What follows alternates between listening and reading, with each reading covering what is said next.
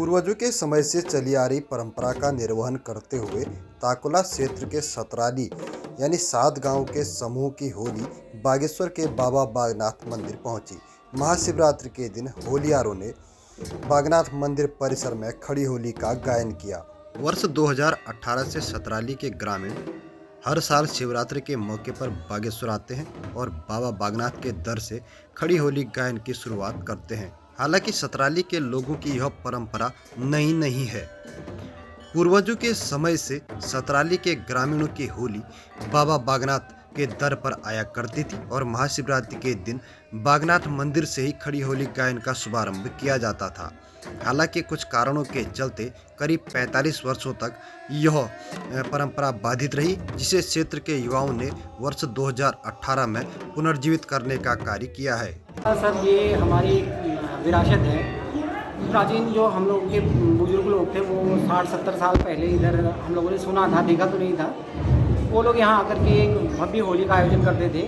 तो अभी हम लोगों के मन में विचार आता था कि यार हम भी वहाँ जा कर के कुछ करें। तो ऐसे ही बैठे थे, तो हम लोगों ने पिछले 5-7 साल से लगातार यहाँ पर आकर के उस विरासत को हमने उठाया है। और इसमें हमारी जो 7 गाँव हैं, जिसमें कि थापला, लोना, कांडे, कोतवाल गाँव, खाड़ी और ताकुला, पनेर गाँव, ये 7 गाँव मिलकर के यहाँ पर एक होली का आयोजन करते हैं। और हम लोग इसको एक हमारी जो प्राचीन जो सभ्यता है उसको जीवित रखने का हम लोगों ने जो एक संकल्प उठाया था। मुझे लगता है कि कहीं ना कहीं वो एक अच्छी दिशा की ओर अग्रसर हो रही है। ये समाज के लिए एक अच्छी चेतना का काम करता है। महाशिवरात्रि पर्व के दिन बागनाथ मंदिर परिसर में आयोजित होने वाली सतराली की होली में बागेश्वर क्षेत्र के होलियार भी बढ़ चढ़कर भागीदारी करते हैं।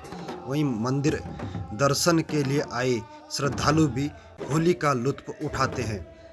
जिले के होलियारों का मानना है कि सतराली की होली में 2 जिलों की सांस्कृतिक विरासत का भी समागम होता है।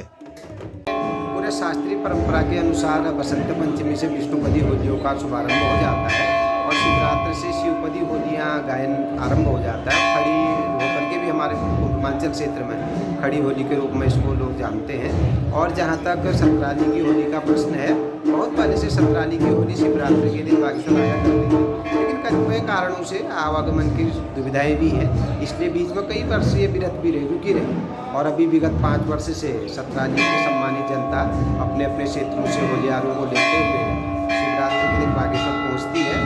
और इस वर्ष से भी बड़े धूमधाम के साथ उत्साह, उल्लास और उमंग के साथ सतराली के लोग यहाँ पर पहुँचे हुए हैं। हमारे बागेश्वर की जनता भी बड़ी प्रसन्न होती है जब सतराली के लोग आते हैं, क्योंकि यहाँ पर बागनाथ की पावन भूमि है, शिवरात्रि का मेला तो होता ही है।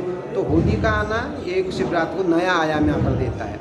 और आज हमारे बागनाथ मंदिर समिति हो, चाहे वरिष्ठ नागरिक समिति बागेश्वर हो, उनके द्वारा यहाँ पर खीर भंडारे का भी आयोजन किया गया है। और हमारे क्षेत्र की जनता भी कुछ न कुछ सीखने की प्रेरणा से होली के बीच में आती है।